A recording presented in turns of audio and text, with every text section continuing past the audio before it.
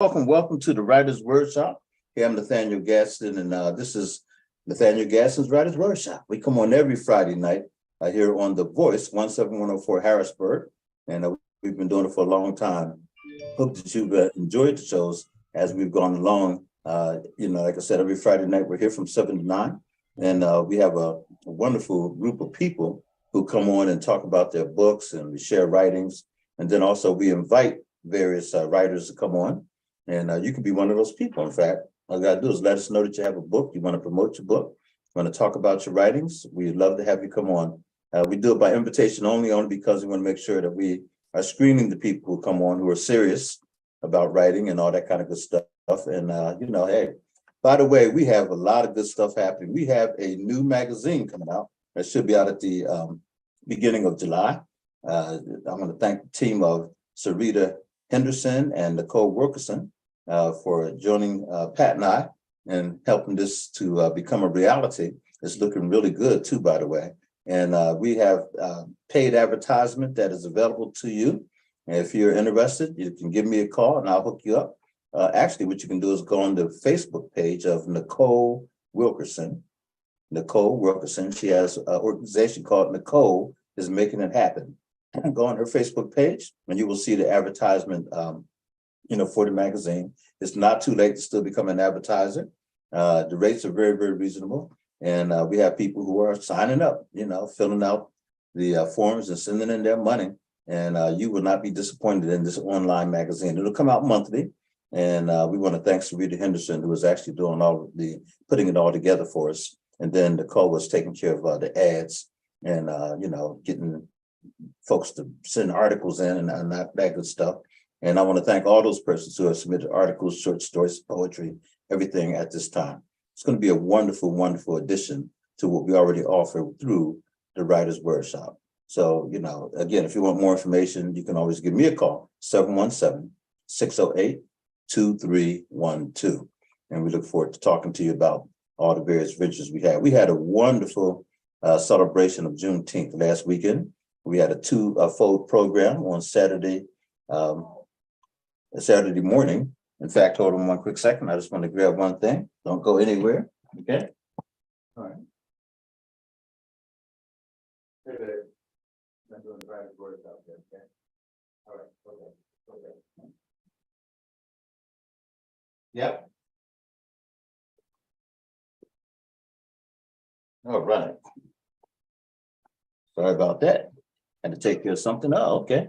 Here's some pictures from the event that we had at the State Museum last Sunday. That is the Zill Powder.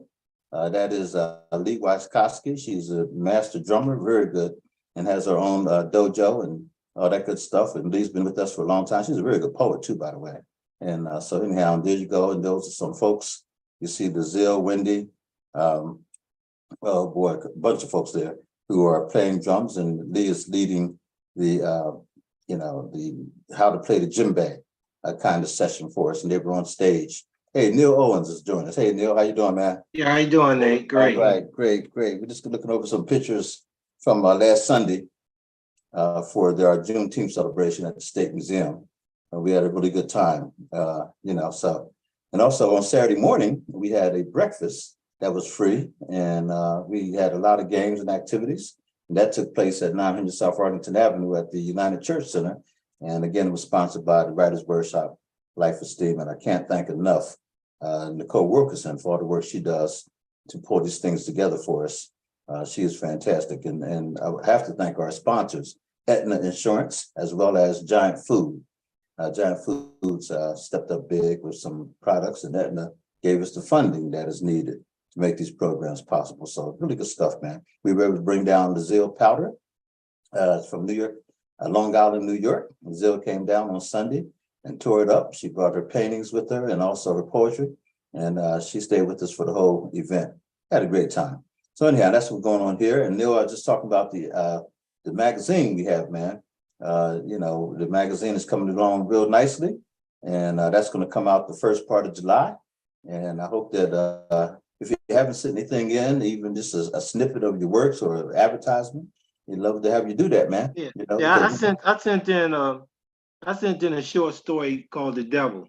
Okay, okay, very good, very good. Okay, yeah, and I know that's a couple long that let me see here. Okay, also my camera went. Can you still hear me? Okay. Also, my camera just kind of went off. I don't know what's going on with that. It's one of those things. All right. You still there, Neil? Yeah, I'm here. I'm here. Okay, good. I wasn't sure. Yeah, I have some kind of message up saying default something. I don't know. My computer always acting up, but it's all good. I can't really see your face too much, man. You got that glare behind you. That Yeah, I sun. got I'm fix that. Let me fix that. Okay, it's all good as long as you're comfortable. I can hear Uh-huh. you just nicely. Yeah. Let me fix that. All right. So anyhow, those folks, again, if you're just tuned in, we always come on Friday nights and we do this again through the Voice 17104 Harrisburg with our brother Chris Thomas and his wife Melissa. They do an excellent job and we really appreciate what they do for the community.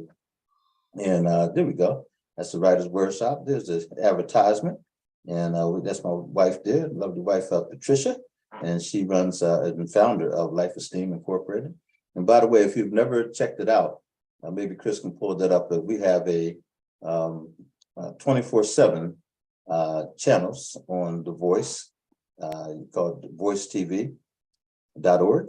And both Life Esteem and the Writers Workshop, they're there. We have various programs we're putting up. In fact, Chris, I'll tell you, I know Chris is listening in. I'll be doing a lot more content in the weeks to come. I've been kind of, laid back and haven't done a lot of, various things, but getting ready to ratchet that up and really have some weekly shows and all that kind of stuff that it's me just talking and making sure that that goes on to, there it goes, voicetv.org. It's online.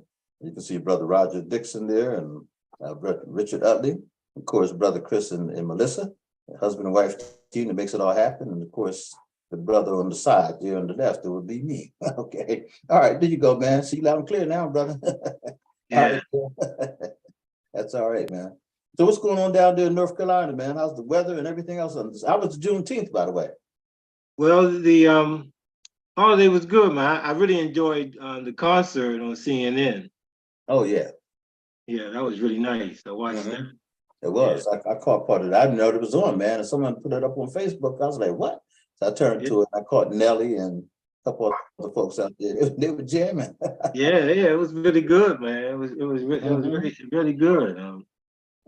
So Yeah. I really enjoyed that. And North Carolina's been a lot of rain, man. It's been a lot of rain all week. Oh man. Wow. Yeah, the day was cool. No rain today, but it's been raining most of the week. Well, you send it our way because it's rained, yeah, a couple times up here. In fact, it rained today, not as heavy as but it killed a couple programs they had planned for the Reservoir Park the last couple of days. It's supposed to rain even harder next week, man. So it's like, okay, they keep saying we need the rain, so I guess God's supply. Yeah, it Yeah, is what it they is. say. But the people really embrace what they could embrace the Juneteenth celebrations down your way. Yeah, yeah. I Mhm. mean, it had a good movement, man. A lot of support. That's great. They had a lot of events throughout North Carolina, and definitely some in my area, Hmm. my city. So yeah, I mean, it's a lot of support. But That's it's good. good. It's good to see it happening. That's excellent, man. I got to say to the audience out there in Facebook land that Brother Chris informed me that the videos that he normally put up for us and everything, tonight's theme will be Juneteenth. So we're looking forward to that as we go through the next couple of hours here. We're going to see some videos that, celebrate or talk about Juneteenth, which is great. So, and again, I want to thank Lazille for coming down. Lazille, I hope I'm saying the name right. She did a great job, man. She's a powerful reader of her works. Yeah, yeah. And in person, she really nailed it. And then her paintings are nice, man. My wife bought two of them from her, and she brought down a few, and I hope that she was able to sell them all. But she's very good. Also, I noticed on her Facebook that she mentioned that she's been now asked to participate in two our artistic jury, I guess, displays. One in I think New York and one in maybe Boston or something like that. But she's becoming noted for her artwork, which is great. Yeah, it is great. Yeah, yeah. So anyhow, all that's happening. Again, thanks for submitting, man, for the magazine. We're looking forward to, making that Oh, bad boy. absolutely, absolutely, Mm-hmm. absolutely. That's good. And we're going to keep it moving, and the sister, like I said, Sierra, I always mess up her name. Anyhow, Henderson, Sister Henderson. I always mess up her first name. She is Yeah, excellent. she contacted me. She sent me. She replied back. Let me know that she received it. Good. Okay. Very good. Yeah. Sarita. There you go. Sarita. I said it. Sarita. Sarita Henderson. Yeah. And also Nicole. Yeah. Hats off to them. But anyhow, and Brother Chris, were you able to send anything in for yourself, Brother Chris? I'm sorry, Dr. Gadsden. You're talking about the ads for your digital book Yeah. or your For digital the magazine? magazine. Did you send one in Yes, for sir. Yes, sir. I sent the advertisements for your church, also for the station, and then also for the Writers Workshop, I believe. I knew you. I was pretty sure you sent them in for the Rogers Workshop and Life Esteem, but I wasn't sure you sent them for yourself. So Yes, sir. I I hope did. that you did. Good. Excellent, excellent. Yeah, I appreciate that, man. Yeah, we want to make sure we honor those people who have supported the workshop over the years and giving us platform and that kind of thing. So that's all good. Well, anyhow, like I said, that's just another adventure that we're looking at. We're also looking at having a major writers conference and dinner, hopefully in October. We were looking at 2024, in April the 12th. In fact, we had sort of talked about it. And then we decided, you know what, there's other venues out there, because we were looking at a real big venue. Said, let's look at maybe something a little bit more intimate and all that. So we're looking at taking to a college, or there's another facility that was suggested. So we're looking at this one college in particular. Hopefully they'll come through for us. If not, then we'll go in another direction, but we're going to make it happen. And this will become a standard. Every year we want to do this and get people like Neil Owens up here in the Harrisburg area and, and talk about his books and sell his books and also just showcase him and others, and plus we're going to have some workshops and all that. And hopefully we can get enough sponsorship to bring in other names, people that, people reading. I mean, we've always heard about the Nikki Giovanni's of the world and the, Sonia Sanchez. These are like icons, and we love to bring them into the house as well. But the most important thing for us is to have those writers out there who are toiling and really making it happen, who don't necessarily always get the national attention that they should deserve, to really highlight them. So that's what we're hoping to do with these conferences and also these workshops. Get Queenie up here. Queenie's always showcasing people. Get her up here to maybe do a panel discussion or something like that. So we'll talk about all that kind of good stuff. There's another person that our daughter has been talking about and actually introduced me to years ago. And I think the name is Ella Curry, and she is doing a tremendous job of highlighting African American writers as well. And she has a really good platform. So if you haven't never checked out Ella Curry, go online and look at what she's doing. And she's been publishing and giving platforms to, not so much publishing, I'll take that back. She's been highlighting writers, Black writers who are, publishing and trying to get the work out there. And she has some really good packaging for her stuff. So check out Ella Curry and also Queenie Clem. Those are two people. I'm sure there's others, but those are two people that I know of that are doing a great job. So keep that in mind. What else is happening, man? Anything for the good of the order? Well, just because I've been so patient in releasing my book, and it's going to be done sometime. I'm looking at sometime this year. I don't know when, but when I do, man, I definitely I'm thinking I like to hook up with Chris and release it on that particular day. Okay. Brother Chris, Chris is listening. That sounds good. Yeah, that sounds real good. Yeah, meeting with speaking with him on his show. So I will reach out to him and set that up. That's what I'm thinking of doing. I would like to do that. Good. Make that happen, man. That'd be great. That's what's Brother up, Chris, brother Neil. We're glad to hear that. Whenever you're ready, brother, we're here to serve. Yeah. So however we could help network and get the word out, we're available, bro. Okay. Appreciate it. Yeah. Yep. Look forward. Yeah, man. Yeah, that's good. That's good. Yeah, so, and just let us know. We'll do everything we can as well. Just keep pushing it out there, man, letting people know about it. By the way, I was surprised to hear and really glad I just received my books today that Amazon's now doing hardcovers for their books and everything. So I put out a book on the stories of African American success, struggles and success. And so, hold on, can you still, okay, that went out again. Let me see here. But anyhow, so I said to my daughter, Terry, who does the publishing, I said, I'd like to look into that. And so she went on and ordered it and designed it the whole bit. And it came today and they did an excellent job. I mean, it took the book that I had and made it look a whole lot better in terms of presentation, the whole bit. So for those of you who are out there using Amazon, you may want to think about some hard, and it's not much more in terms of the cost. I thought it was gonna be like out of reach, not at all. If I can afford it, let me tell you. So think about that, folks. If you get a book, you may want to get some in hardcover. They came out really nice. Yeah, that's good. That's good. Yeah. Yeah, that's good. Oh, so you publish right through Amazon, yeah. Yeah. I want to get, but Terry does know about because when we had our writers retreat, she was interfacing with oh my goodness, that's the sister's name of James. The first name I'm blowing, but anyhow, she was talking about what you were talking about. You mentioned what was it last week? You talked about how you put your books out on. Yeah, England Spark.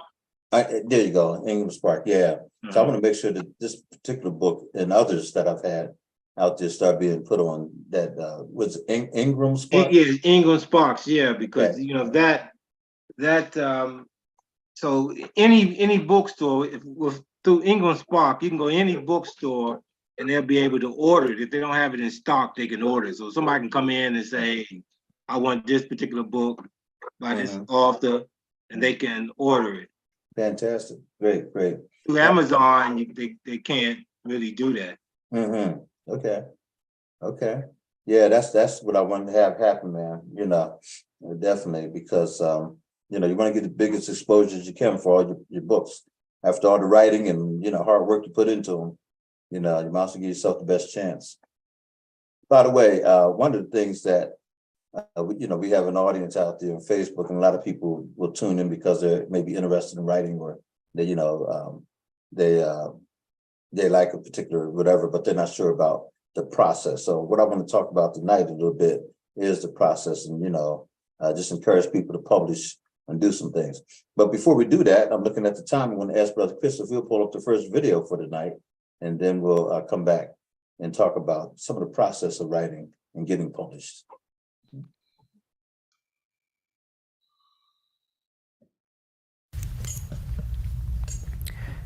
Emancipation Proclamation. Lincoln said it with pride. By law, we were free, every right to go strive, but many didn't listen to him. They just wanted our lives until June 19th, 1865. General Gordon Granger hit Texas with a surprise. He told him the war was over, so give him freedom his time. But still, despite the delight, we still fight with the sour side. We weren't free, they just announced it. Still, they kept us in bonds. Still, they kept us in chains. Freedom conceived was fake. Gave us the door to leaving and shot us when we escaped. But step in the right direction, so why don't we know this day? Well, first of all, not even acknowledging 50 states. It's like the war wasn't finished. Segregation, tension. Now the boys in blue done found a new way to lynch us. Passes overlooked, our books can even get a mention. Wasn't on my iPhone till last year, ridiculous. This is our independence, celebration intended. Need some exposition or forever stuck in beginnings. So here I am to remind, please remember the time. Please remember for those in the shadows trying to hide. Remember for those who died, remember for those who tried. Scream it out on the streets so your voice is raspy and dry. We gonna end all the silence, bring our day to the light. So join me to recognize the day of Juneteenth, 1865. Thanks. Good stuff, I like that. Young man, people doing it, man. It's a lot of great voices out there, great poetic voices. One of the things we're working on too, by the way, let me tell this to everybody, because I want your help in getting young people to take this very seriously. The Writers Workshop will be working with the Harrisburg area, Greater Harrisburg Area Police Athletic League. We call it PAL, the PAL program. And we're putting the PAL program is going to put up a significant amount of money to help these young people, participate in a competition, a poetry slam, so to speak, And it's going to be for both high school students and junior high school students. And you have two divisions, you know, the middle school, I say junior high, it takes me back, right? But the middle school students and then the high school students will compete against one another. And we're looking at a theme that is uplifting. You know, part of it is like, you know, the good, this is the good that I see, is what I propose as sort of a thing. In other words, you know, a lot of times we write about stuff, we talk about the problems, but there's actually some good stuff going on as well. And what we're going to encourage the young people to do is to write about things that they see that's positive in the world, in their community, in their home, whatever. So that's going to be the challenge, and that's going to come up sometime in October. And we're actually looking into getting what's called the Forum here in Harrisburg, which is probably our largest venue outside of, you know, Hershey. Hershey is just out of sight. But the Forum holds about a good 2,000 people close to it. And it's had some significant, I mean, I saw Ray Charles there, Aretha Franklin there. I mean, just name the folks, and they've been there to the Forum in Harrisburg. So we're going to try to put them on that stage, put together a nice program around them, and then, you know, highlight those young people that, you know, will bring it just like that young man did. And then they win cash prizes, you know. So we're working on that as we speak. We met with Dr. Charles Stewart. You know, I met with also Jimmy Jones and also Nicole Wilkerson and myself. We all sat down and we put this, you know, the skeleton together. And now we're going to put flesh on those bones and make this thing jump. That's not a long way from now neither. That's, you know, this is already the end of June. And we're looking at July, August, and then September, which is like 3 months of identifying those young people, getting their works in, because they have to write it out first, send it in to us. We'll look at that, pick out those that we think hopefully will have so many submissions. We're going to take the top 20, 10 from high school, 10 from middle school, and then put them on that stage and let them, you know, give a presentation. So we'll have some stellar judges as well. And we hope to pack the place out and really make it a nice event. So that's hopefully that's one of the things we have in the planning, and it's going to happen. You know, the question is, will you help us identify those young people and really push this? You know, make it something that they want to do. You know, so and we're opening up to all of Dauphin County here in the Harrisburg area. But you know, Dauphin County is pretty large. We got a lot of school districts in Dauphin County. So anybody, any student, middle school or high school from Dauphin County can, you know, participate in this. All right. So for more information, you can give me a call 717-608-2312. And we look forward to talking to you about that. All right. Okay. So again, you know, let's talk a little bit about the process of writing tonight. And the one thing I want to talk to you about, Brother Neil, you always come with some great characters, not just good storylines. But I listened to you last week and I remember thinking, man, does a great job of character development. And the one sister that was on, she said she likes the way you describe things. You know, you don't just tell us, you actually take us there so we can actually see it. So you paint a picture, but your characters seem real. How did you develop characters? Where does that come from? It comes from the just the process of the thought, and I try to, you know, it's entertainment, it's fiction, but you want it to feel real. And so you have to make your characters appear to be real. And so I try, so when I'm looking at a story, I try to see what would they really say, what would they really do? You know, and you wanted to seem real because you got to bring those characters to life, because that's very, very important. Is you create a character and then you have to bring that character to life. And you know, the story for my type of writing, like I said, I like to bring the story to life. I want people, when they read it, I want them, it's like watching a movie. You know, as they're reading, it's like they're watching a movie. And that's the imagery. So like you can actually see what you're reading and you can feel it, you know, and all that. So that's very, very important.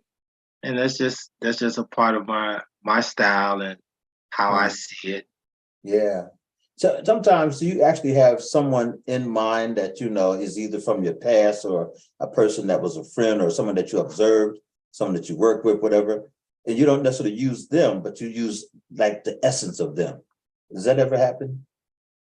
Very rarely. Most of it is is imagination. It's a character that I can create, and that's like, you can get it from in yourself because you have so many personalities within yourself. And see, that's another thing. It's like you have a lot of personalities within yourself.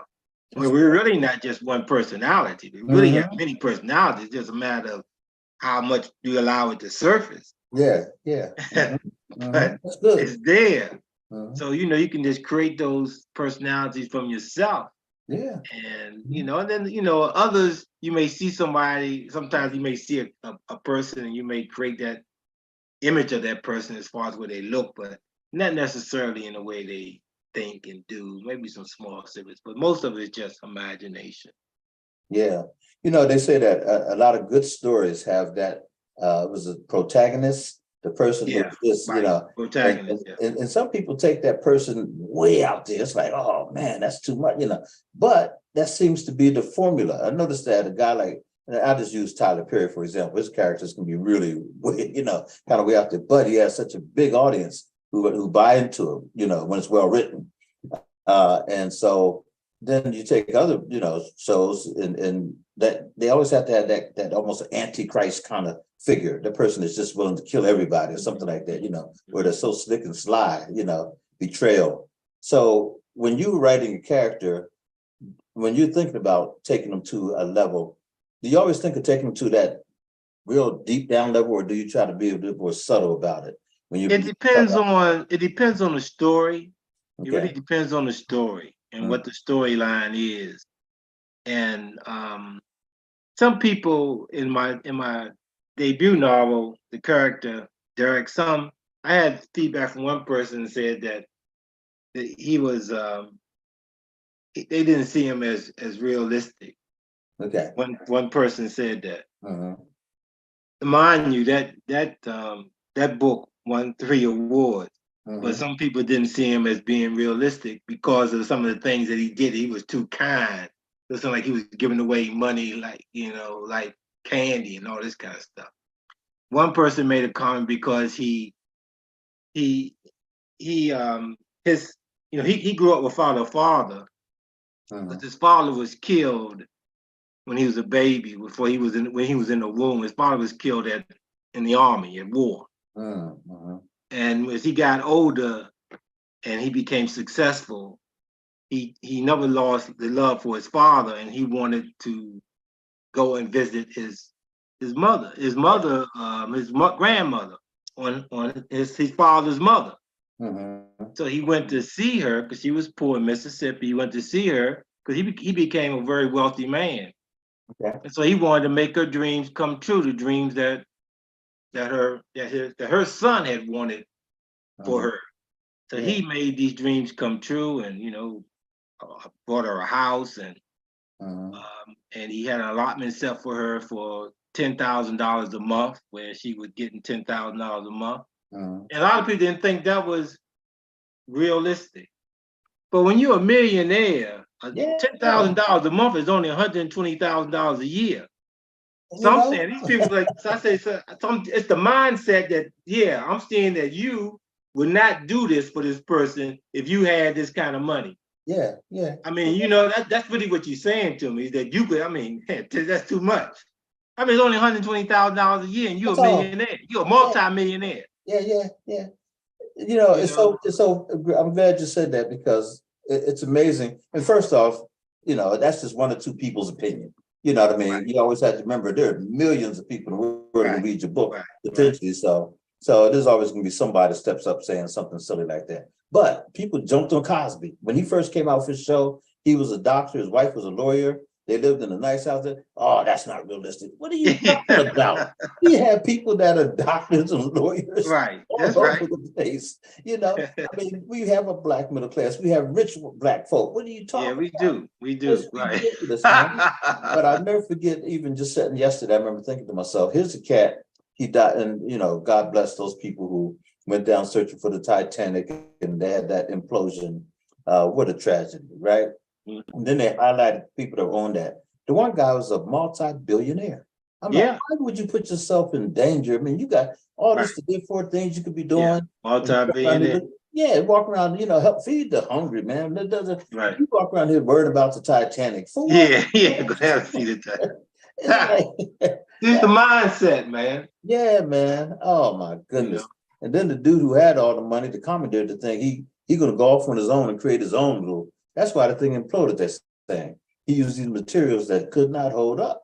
Right. And that hold up. No, he's gonna do his own thing. Anyhow, don't get me off of that, but because it is a tragedy, no question about it. But yeah, so we always think limited. We have that limited way of thinking. But when you think of characters, you got to be able to go where, because there's so many. Who would ever thought that a Donald Trump would become a president? The way he acts. But come on, man. I mean, there's no way. He took away all decorum and all dignity. But he is that character that shows. I mean, he really showed us, because in the book of Revelation, it talks about the beast and how you rise and all that. He really showed us the Antichrist. He really showed us how that can happen. Yes. Oh, yes. I mean, and the man has did all this. The man tried to overthrow the government. He's committed a coup, yet he's still walking around. He's still running for president. Yes. Republican people still love him. And see, this is they still love the man. So this is where it's at with that mindset, because what he did, I think a lot didn't realize how angry America became when Obama became president. Yeah. And the white people, those white racists, and a lot of people thought they were, they disappeared and all that, but they all came out angry over that. And they did everything they could to keep this man from becoming a two-term president. Yes, they did. And they couldn't do it. Right, they couldn't do it. And that's another thing that blew them. They couldn't do it. This man prevailed over all of that. Yeah. And it was a powerful thing, and he gave birth to somebody like Trump. Yeah. Because white people became very.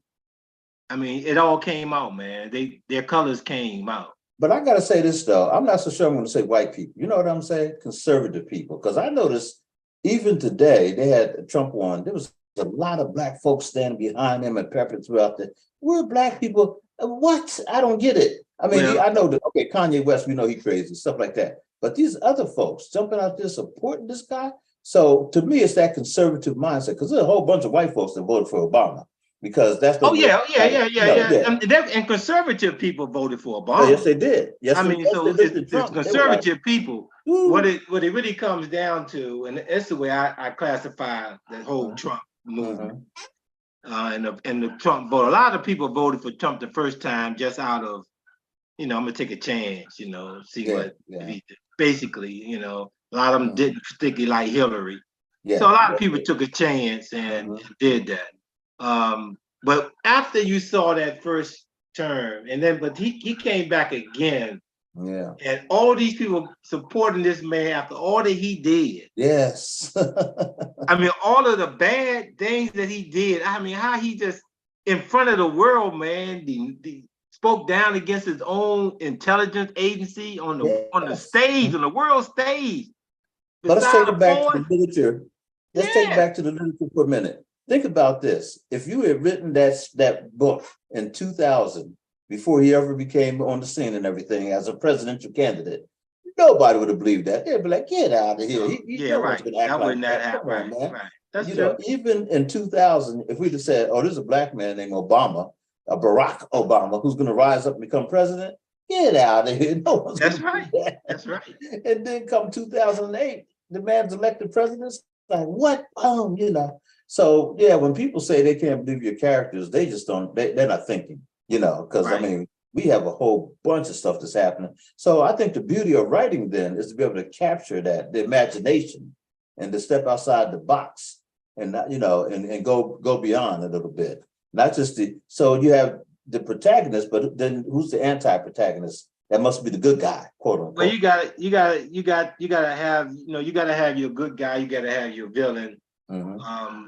Those are standing. You gotta have that good guy, and you gotta have the hero, and you gotta have the villain. I mean, and Yeah. the villain is somebody you want the people, the reader, to hate. Yeah. You know, you want this person to be hated, Mm-hmm. and of course you want the hero to be loved. But then a lot of people, it depends on what they do and how they Mm-hmm. create a particular hero, and Yeah. how do you make them? Because I try to make my hero a real person, and I was gonna say that to you. that he Yeah. can appear from anywhere, out of anything, and always God driven. But you know what I like too? But when they still have a little bit of flaw to them, it's still Oh, when you they, gotta have some yeah, flaws. yeah, You got that's a critical piece. yeah, And that's what makes the person realistic. realistic, Because yeah. if you don't have any flaw in him, Mm-hmm. then he's not really not realistic. Not real, yeah. Yeah, you It's gotta like, have some flaw. that's There's a right. weakness, so you gotta have some, and there's nothing wrong with showing that, because that Mm-hmm. adds to the person, the reader, even becoming more connected with the person, Yeah. because you can see he has that flaw, he has that weakness, he has certain things, and Mm-hmm. so on. So yeah, Yeah. that is the definite that you have You to know have. what? I'm trying to think of it. I might have this wrong, but Shantae James is her name. That's is the professor down at Penn State, Harrisburg here. She's both a lawyer plus has a PhD, and she's a prolific writer. And so she was one of our guests at the writers retreat, and she kept talking about a cozy novel. I'm pretty sure that's what the phrase was. I could be wrong. Are you familiar with that phrase at all? A cozy novel? Cozy novel. Yeah, cozy. Yeah. And we all said the same thing. Like, what is that? So what it is it's a whodunit, but the person is murdered in the beginning.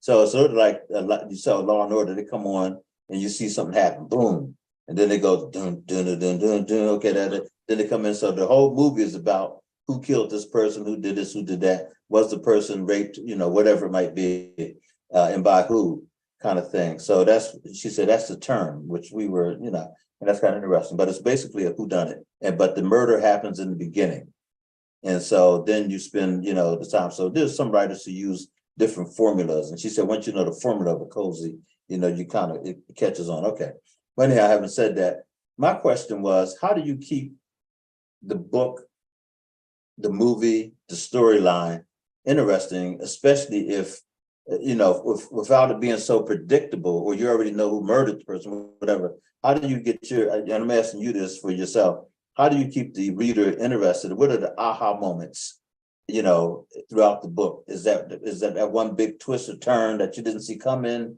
Is it a few things that happen along the way? There are twists and turns that I put in my stories. There are twists. There are some twists and turns. Some of them, like the first book, is like a roller coaster ride. So there's a lot of ups and downs, twists and turns. You have those that you put in, and you try to, you put in the story. You don't want the story to become boring. Right. You want the story to you want it to flow. You want it to flow, and you want the reader to be able to be engaged and to continue in reading it. And you don't just want, but there's a lot of different kind of book. A lot of writers just put stuff in their book just to make it longer. Yeah. They just put all that stuff in there just to make it longer. I mean, really. But you want to put together something really good where it's entertaining and the person's continuing to want to read, and then you have some twists, you have some things. Oh, I didn't expect that. And then you may have some things that make you cry, make you laugh. I mean, a lot of different emotions. And that's all a part of right. And it depends also on just what you're trying and what you're writing and how you're writing it, and what is the genre that you are putting in. Absolutely. Yeah. So here's the other thing, and then we're going to take another break and look at another video here in a minute, but I don't want to lose this thought. So I noticed that, I'm going to go back to, I can go to anybody, but I'll just say Tyler because I know a lot of people's connected to his works. So he has this thing on called Sisters, and he has these different storylines happening all, but let's say his program's over for an hour. You factor in the commercials, he probably got about 45 minutes, 40 minutes of real storytelling. Mhm. So, but he has these different characters and he has different storylines going on. When you're writing your novels, are you thinking of multi-characters and are there different storylines going on? You know, there's a person over here dealing with the fact that they have a disease, but at the same time, there's a person over here who's, you know, running for office and at the, you know, different things like that. Or do you say pretty much close to the vest in terms of that ultimate storyline that you're trying to write? You know what I'm saying? Well, it really depends. It really depends, and some of the writing that you would do for a show would be different than what you would do for particularly a novel. Okay. So it varies, and it really depends on what you are. Like in my novels, you have different characters. You may engage in some of their lives and what's going on in their life and what pieces, but it just depends. For me, in my novel writing, it's characters. You have the main characters. We have different kind of characters that come in the play, and you get to know a little bit about those characters. And I use a lot of dialogue to kind of like get it so you can get a picture of that particular character and the way they think. Yeah. You know, because it comes out in what they're saying and in the conversation that they're having. But you kind of like, bang, this is how this guy is. This is how this person is. So you don't really not necessarily need to go and show him doing all this and that. But actually, just by him talking and listening to what then you kind of like know what this is this guy. But he's like, then that's done. They said that's done. Yeah, okay. Good stuff, man. Good stuff. I do want to point out something real quick. Lazille, like I said, Lazille Powder, she may come on a little bit later. She usually comes on a little bit later. I want to show this book up here. She was here in Harrisburg. This is one of her books, Welcome to America. And it's a New Life, New Rule, Lazille Powder. Sweet, let me see here. Let me put these glasses on, man. I'm trying to navigate these things these days. It does not work. So anyhow, it says here, Sweet Mango Publishing. That's where it's published out of. And it's a nice read. You know, it has a picture of her on the back and then, you know, a nice, wonderful poetry. And it goes, actually, this is not her poetry. This is a little novel here. You know, chapters 5, chapter 6, and that kind of thing. So yeah, but she just picked it up. We just picked it up on Sunday. I didn't get a chance to read this yet, but she has books of poetry out, and also she has this little novel out called Welcome to America. And it's literally about her, you know, coming from Trinidad and all that. That's what inspired this. You know, she came out of the Caribbean. And so anyhow, I just want to point out that the Lazille Powder's there. I'm sure you can get this on Amazon. Again, it's called Welcome to America. Her name is spelled Liselle, Liselle, Powder, Powder. And it's Sweet Mango Publishing. Okay, Welcome to America. There's one other book I want to point out to you. My wife got this, you know, we saw this being highlighted on one of these shows, forget which one. It's called Glory. And if you haven't picked this up, man, what a wonderful book this is. Magical Visions of Black Beauty. These are all children that there's a married couple that got together and they put together this book, and they have these kids who are dressed in all kinds of different ways. And I'll just show you different pictures and has a little storyline to it, you know, and it's just a magnificent book. They represent different people. This young lady is Nia from England, Skin Deep. And these young people are from all over the world, by the way. Here's a young lady also from England. Okay, Tamia. Let me see here. Get a couple other people here. I like this picture here. That's a beautiful picture of a young lady. Let me see. Yeah, African. And it says, for I am my mother's daughter, and the drums of Africa still beat in my heart. Mary McLeod Bethune. Okay. And then this young lady's the front cover. She's from Illinois, and she's talking about the creative soul. Just want to give you a sense of, you know, and it's a good read. It's a very artistic masterpiece, I think. And they say this is a New York Times bestseller, and it comes from the mind. And let me see, okay, yeah, Regis and Karan Bentcourt are the couple. They are husband and wife, a duo, and the imaginative forces behind creative soul photography. That's the name of this, their company, Creative Soul Photography. It says with more than 10 years of working with hundreds of children, families, and brands, they specialize in child and lifestyle photography while incorporating authentic visual storytelling. Authentic visual storytelling. And this is like what you call a table top book. And again, it's called Glory. Highly recommended to be a part of your library. Magical Visions of Black Beauty. Magical Visions of Black Beauty. Wonderful, wonderful book. Great idea, great thing. Let's do this real quick. Let's go to another video. By the way, you are tuned into The Voice, 17104 Harrisburg, with Brother Chris Thomas. And this is Neil Owens. Neil's out of North Carolina. I'm Nathaniel Gadsden out of Harrisburg, Pennsylvania. And this is the Wordshop. We come on every Friday night from 7 until 9. And the Writers Workshop itself is located in Harrisburg, but we go as far as we can go in terms of doing programming and stuff. We have various programs at the State Museum, at least 6 a year. We have one coming up in October, which is our storytelling, arm. As always, we call it the International Storytelling Festival. We've been doing it for years. And we also have a conference and awards dinner that will be coming up as well in October. And we also have some retreats at the Elizabethtown College. We've been doing them once a month now. And we're looking at perhaps doing the first Saturday of each month, a retreat. And then also we've been invited to do a retreat in November at Penn State Harrisburg with the wonderful author, Shantae James, who has out a book called Murder. And it's been, doing very, very well for her. So anyhow, we have a lot of things coming up. And don't forget, our biggest event is Kwanzaa. We do a Kwanzaa celebration every year, and we do it usually the second Saturday of December. We have a lot of vendors.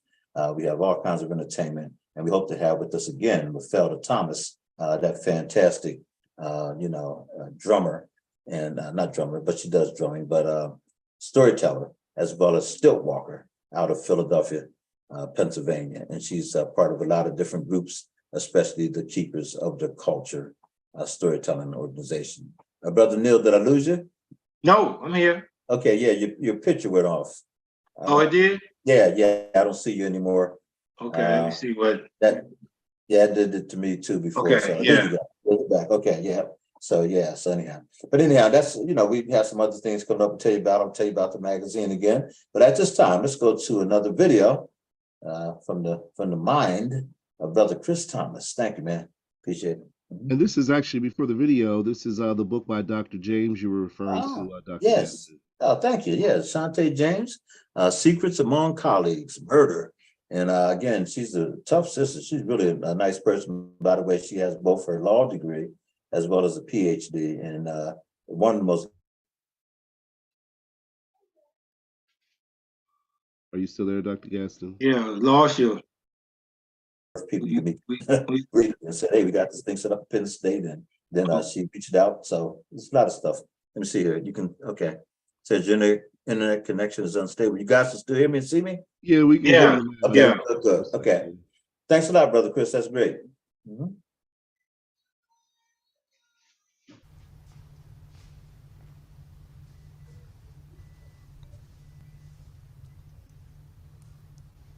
In 1863, the Emancipation Proclamation was written into law.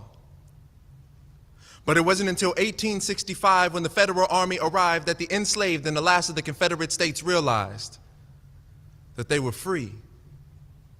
Could you imagine your emancipation being written but not practiced? Or both of your feet standing in the land of the free, knowing that those words mean something to someone, but nothing to me. I could imagine the frustration coupled with the elation as the information spilled out of the mouth of the general on June 19th. It must have felt like the Chauvin trial. Excited that they finally decided to do the right thing, but wondering why it was ever a debate in the first place. Knowing that knees and nooses never should have been placed on our necks, and our humanity should never be considered next to nothing, and the next generation of our children should not still be waiting for a fraction of their equality. Next time you celebrate this holiday, make sure they don't tell you 3/5 of the story. That they don't turn 250 years of celebratory anticipation into a 90-minute lunch presentation. In a nation still benefiting on the incarceration of black bodies, talk about the loophole. Talk about the holes in our logic. Let's tell the whole story. If we're going to talk about it, talk about our priorities. How our institutions use the Constitution as a model for strategic plans. Claiming anti-racist, hiding behind equity statements, comfortable and complacent knowing that anything that would cause me discomfort or risk is actually the 13th priority on the list. Somebody missed it. Go back and check your amendments. Realize that our freedom wasn't considered in single digits, but we've known our value. Long before we were traded as commodities, we've known our worth. Before disproportionate salaries, we've known our strength. Before it was tested by brutality, we hold the dreams of equality and demand their reality. We talk about freedom. Talk about a challenge. Let's tell our whole story. If we're going to talk about it, talk about our resilience. How we passed the baton on a parkour course while the rest of the world ran relays on flatland, and somehow we still managed to keep pace. Talk about our joy. How in the face of foul treatment, our ancestors sang hymns with their hands held high and heads doing the same, yelling that they weren't going to let anybody turn them around, knowing that they were made in the image of the Creator before the pen of the Constitution caught wind. Talk about our beauty. How our hair curls up towards the sun like petals on flowers or limbs on trees, knowing that heaven has always been our home, even when we've been forced to walk through hell. So save your 90-minute lunch presentation. Save your institutional statements. Our existence is all of the celebration that we will ever need, and Juneteenth is not just a celebration of our past, but a proclamation of our future and a declaration that we will never again wait to be told that we are free.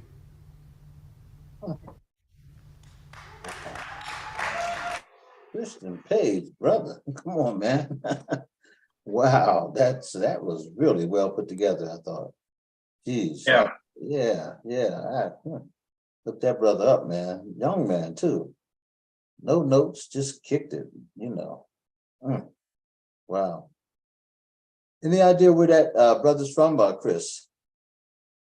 His name is Christian Page. I'll have to look, Dr. Gadsden. Okay, no big deal. I just wondered because I just thought he was brilliant. That's a brilliant presentation there. But thanks a lot for sharing that. Yeah. So, well. So anyhow, welcome back, everybody. And this is Brother Neil Owens. Neil is a mainstay with the Writers Wordshop. We're always glad to have him on. Award-winning novelist out of North Carolina. And, again, my name is Nate Gadsden, and I'm here in Harrisburg, Pennsylvania. If you don't know, the Writers Wordshop has been around since 1977. I'm really proud of that. That means that God has blessed us with all these years and given us grace. And here it is, some 46 years later, and we're still going strong. And, I thank God for that. I had a good meeting today with Brother Dan, who's our grants writer and helping us to, construct things. And he said, do you have a succession plan? You're not going to go on forever. And I said, no, I do know that, and everything. But that is something that, you want to put in the back of your mind and begin to plan for, because, no one's around forever. But you want the organization and the spirit of the organization to exist. And so, that's something that, I'm glad you planted that seed. We had to start talking about that. There's some great organizations out here, but a lot of them, can be so identified with that one person or whatever. If that person were to go, wow. By the way, let me say this also, Joe Summers. I don't know if you guys, we've had him on the show here before. He just put out a book, and he's putting out a number of books. Joe's a great writer, by the way, but he put out a really wonderful book about Africa. And it shows it's something with Travels with Papa Joe, I think it's called, or something like that.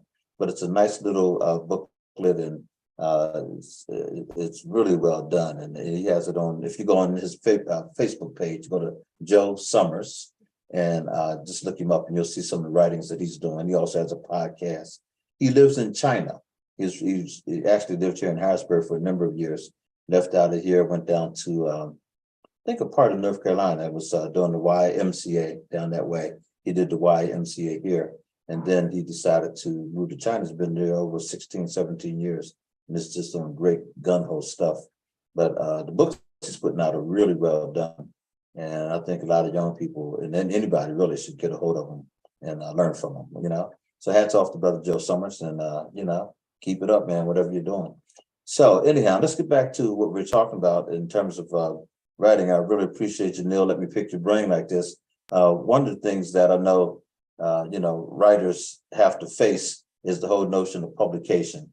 So we talked a little bit about the process of writing and your character development, that kind of thing. But once you're done, like right now, you're kind of, deciding when you're going to put your book out. And so, and it's not hesitation, it's strategy. You obviously have something in mind in terms of your novel and how you're placing it and timing it when it comes out. What goes into all of that? What's your thinking behind how do you, introduce your book, to the public? Well, you have to, there's a lot of different ways. I mean, of course, the best way is to have yourself a nice big marketing budget. And that's how most books make it into bestsellers with a marketing strategy. If you're doing something independent, if you're independent author like myself, if you are working through a traditional publishing house, then a lot of that comes through with them because they will put in a lot of marketing for you. They'll have those kind of connections. That's why a lot of people get, most of those bestsellers because they do a publishing house and they get you through their contacts and you get on TV and stuff like that. Get on these shows and so on and so on. But yeah, you want to put together. For me, it's like there's a strategy because you want to make sure that how you present it and get it out. Because there's so many books that's published every, it's probably like 2 million books published a year now. Across. So just a lot of books out there. A lot of books. And and there's a lot of great writers who just never get noticed. But they're great writers and they're great books because there's just so many out there. So it's a big challenge and how you go and you try to get exposure. And with me, I'm just patient on it because I'm actually thinking about how I'm going to do it. I know that when I do it, I'm going to go through. I'm going to connect with Chris because of the writing thing. I want to do it with that brother. So when I lay it out, it's just and there's God. With me, everything is. I put God first in everything, and so I allow God to drive me, and I just don't move because I want to move with it. I let God's spirit move me and lead me into when to do something. And we got to trust in that patience and all those times. Sometimes it's just because me as an existence of human flesh, you don't have a lot of patience. You really just boom, boom, boom, boom, boom. You want to go boom, boom, boom, boom, boom. But with God, a lot of times there's patience and there's wait.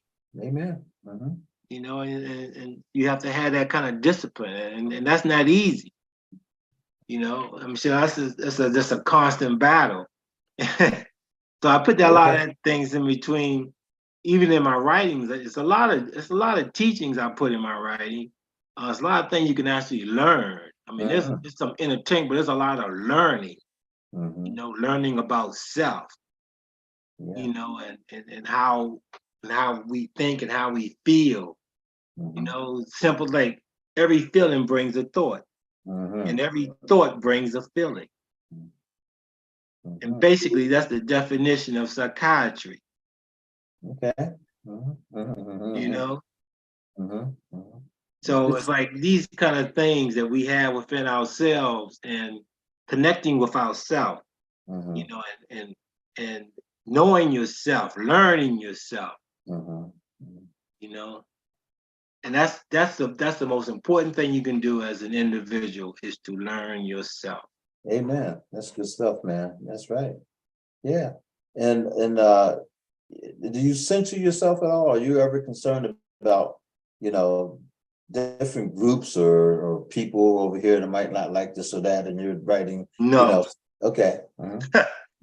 no, I give it, and if someone don't like it, they don't like it. I don't hold back on anything, Mhm. and I deliver it as it is in the storyline. And you know, so no, I don't, and I hope as any one of the young writers that they don't do that, because you take away your creativity, you take away your individuality, you take away yourself, and it also says that you're not confident in yourself, Mhm. you're not proud of yourself, and that you are afraid, Mhm. Mhm. you know, and you can't be afraid to step out there, and some people get offended. Because one of the things I say it's in my book, it's in one of my books, is the truth offend you, the truth isn't in you. Mhm. Mhm. I like that. Say it one more time. If the truth offend you, the truth isn't in you. Mm. Mm. Okay. And so, you know, you should never be offended by the truth, Mhm. Mhm. you know. And we keep going through all of the things, and a lot of people, and we gotta learn to live our life, because a lot of people, and they see these kind of things I write in my story. That's why there's so much learning, Mhm. because you know we always live on the past, and we think about the past, and we think about the present, but you gotta live for the future.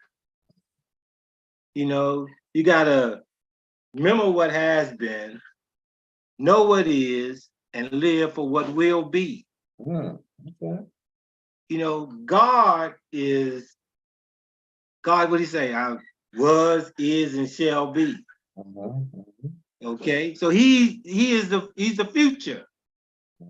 He's tomorrow. You know, you gotta live for that. You let live for even though, because tomorrow will come. That's why you gotta keep that hope alive, no matter how much trouble you're going through and how the struggles are and Mhm. everything. You gotta know that through faith you will not be forsaken. Yes. And you Mhm. got to be able to endure and hang in there, because tomorrow will come and you're not going.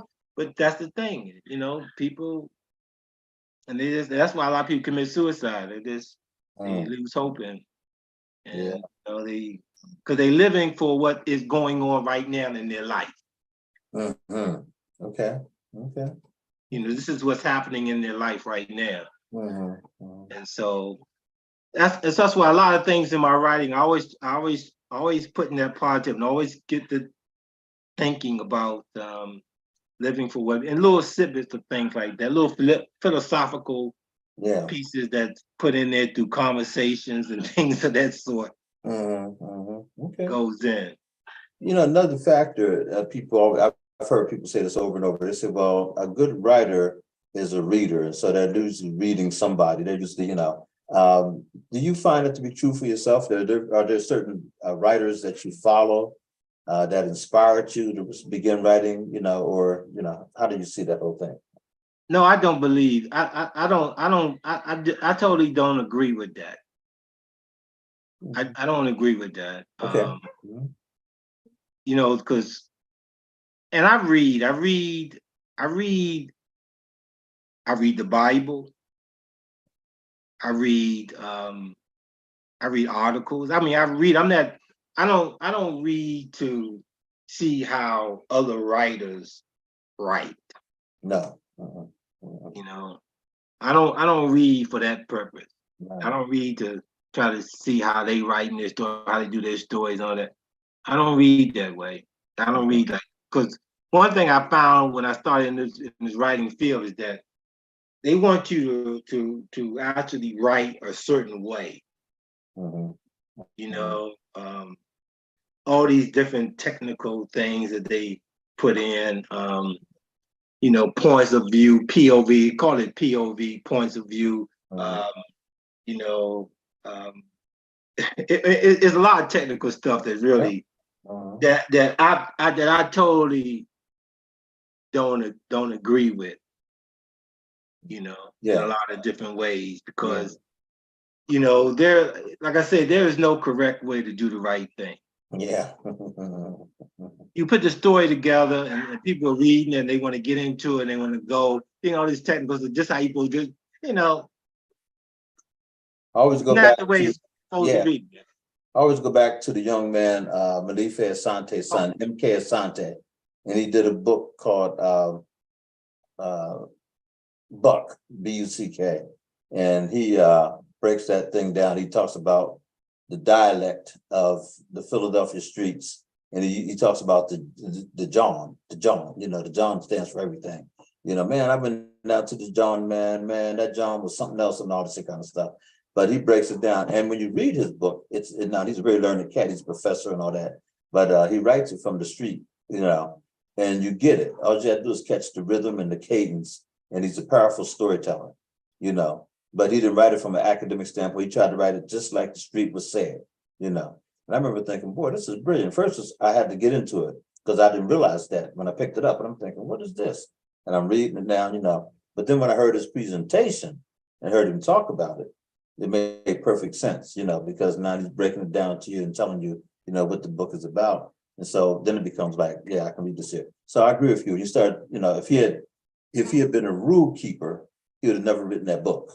But he was someone who thought about it, he used his own imagination. He took the flavor of the streets and he broke that thing down. Powerful storytelling, man, So I agree with you that, yeah, when we start, and a lot of people say, well, just read, you don't have to read to try to imitate somebody. But, readers are leaders, they always say, or you read for this or for that.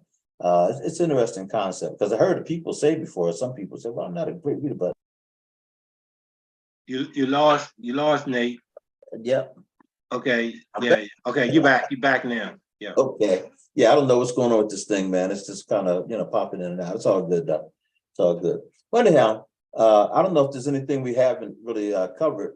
But as a writer, and when you think about, the whole 9 yards, all that you do and everything, is there anything that you want to talk about that maybe the people that are listening need to know if they're interested in writing, whether it be poetry, stories, novels, whatever, what would you tell them? What's an important factor for you as a writer and author? Be you, okay? And don't try to write a certain way because this is how these person tell you to write. Mm-hmm. In college, the professor was teaching was trying to. I had a book, and I was reading this book, right? And they wanted you to go by this book, and I was saying to the professor, you want me to lose my common sense. Because that's what they do in college. They want you to go by the book. Not your common sense, but go by the book. You leave they want you to leave your common sense at the door. I mean, they do that. I mean, that's just some of the things what they do. And so you look around here, I say, well, why is all this stuff chaos? And a lot of these people who running things got all kinds of degrees. Yeah. And you going to say, well, why is this? Because a lot of people they don't use their common sense. There you go.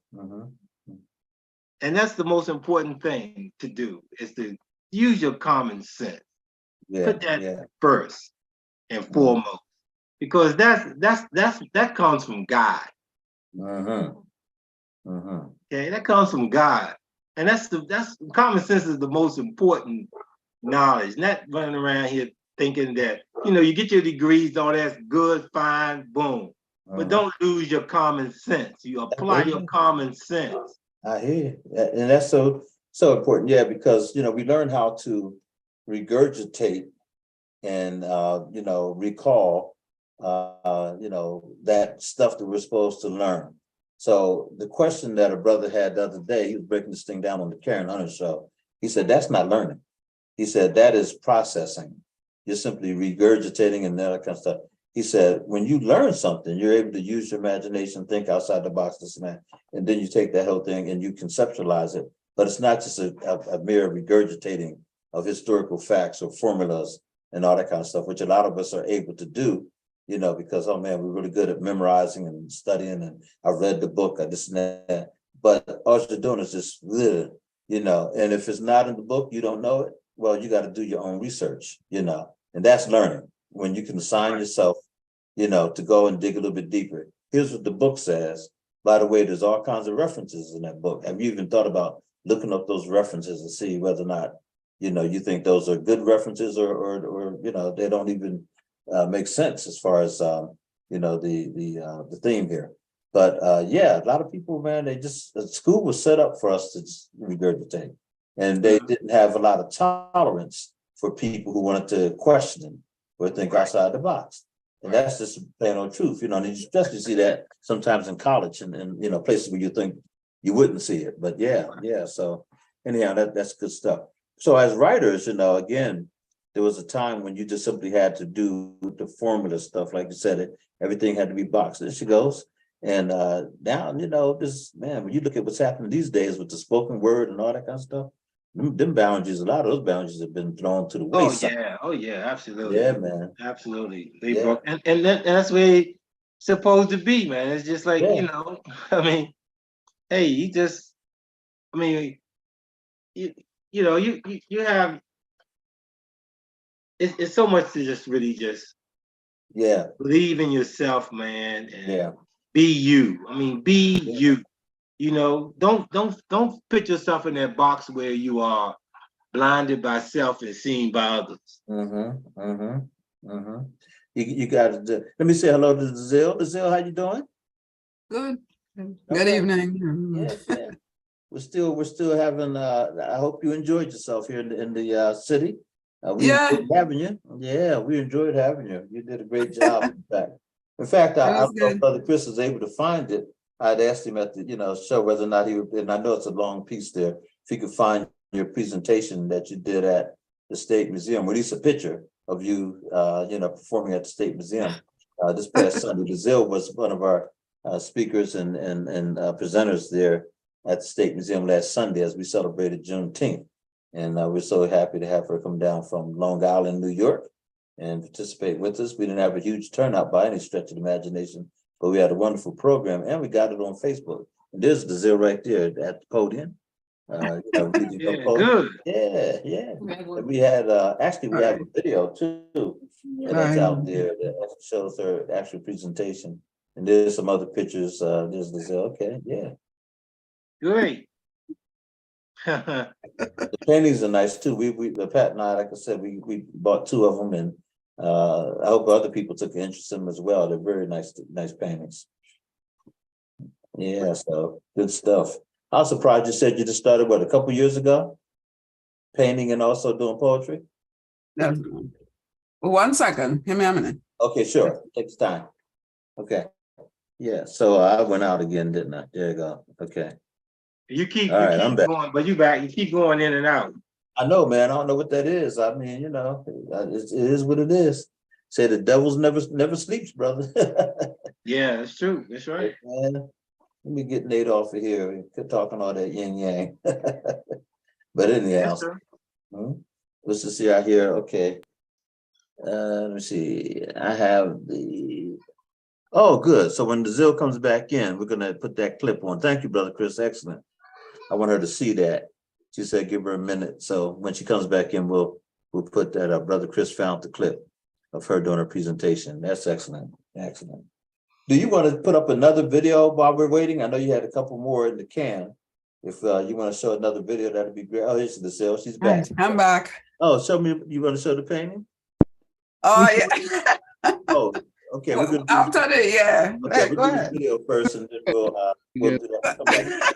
Do you want to see the painting first? Yeah, we'll do the video. Oh, it's just one I did last night. This is Oh, okay. Go ahead now. Tell us about it. Light and well, it's clouds. This is, if you can, there's like a face there. Mm-hmm. It's like a combination or coming together of light, Mm-hmm. of harmony, of peace, the cloud and the sun. Mm-hmm. You can see another face here and the two hands touching, Mm-hmm. connecting. So it's like a connection with one another, but I haven't finished it as yet. So it's just, No, but beautiful coloring. And that's the one thing that sticks out about all your paintings. My wife really fell in love with the one she bought. It has like a lot of meaning to it, it has a figure and but anyhow, and then the one I bought was a lady who had a leg crossed like and this and that. yeah. Yeah, well done. And it looked very colorful. Brother Chris poured up a clip of you presenting there at the State Museum. Can we see that clip? Let's see if we can see that clip real quick and then we'll come back. Here we go. The next one is Juneteenth. My declaration, my freedom has come. Didn't know it was written, no one told me. I working hard, the boss made me. A slave is what he saw, walked on my back. Clothes smelling rotten, no shower at times. Hands all dirty, bruised, can't close them. My feet ache, toes disfigured, no shoes. Haven't eaten in a while, so hungry. But they came and gave me good news. Freedom, freedom, freedom is here. I stripped my clothes off, the tattered clothes, and rejoiced. I tried to dance, but my feet wouldn't go. I forgot who I was, a slave. I remembered my name. I began to speak, like the Holy Ghost came to me. My feet started shaking, my hands started raising, I felt a praise coming on. I danced for all the souls in the ground. I danced for the dignity I deserve. I danced for the respect that knew my name. I danced for the lost years and lost memories. I cried, it's my time. I am free, I am free, I am free.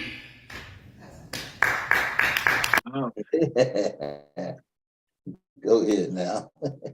I believe in the Caribbean when we say like we always move our hands and move. I realize like some when they recite poem they do move. So I was like, am I doing this wrong? Am I doing it? Because I realize some people might not understand why you gesture and stuff, but we always do that in the Caribbean when we're reciting. We always put on, try to move our hand, our head, or so I guess it's a Caribbean. No, you listen, it was great. Well, you brought it to life, and so we're so glad that you did, and you presented well. Hey, Nanette, how are you? I'm good. I missed Lizelle. Did you play something of hers? Yes, we did. Hi. Hi. We will do it again before we go off the air, okay? Okay, yeah, I was away this weekend at my daughter's house. So Oh, nice. Okay. yeah, and then I'll be leaving this Sunday to Sunday, going to Florida to Disney World to my daughter's timeshare. And I want to go to Disney World. I've been telling everybody that. That's one of my bucket list trips. Come on now. I want to get to Disney World. Yes, I went there when it first opened, go back in the 70s. That's what I don't know about first open. But and it was, of course, totally different back then. Now, all these years later, I'd love to see it. Yeah. Good for you.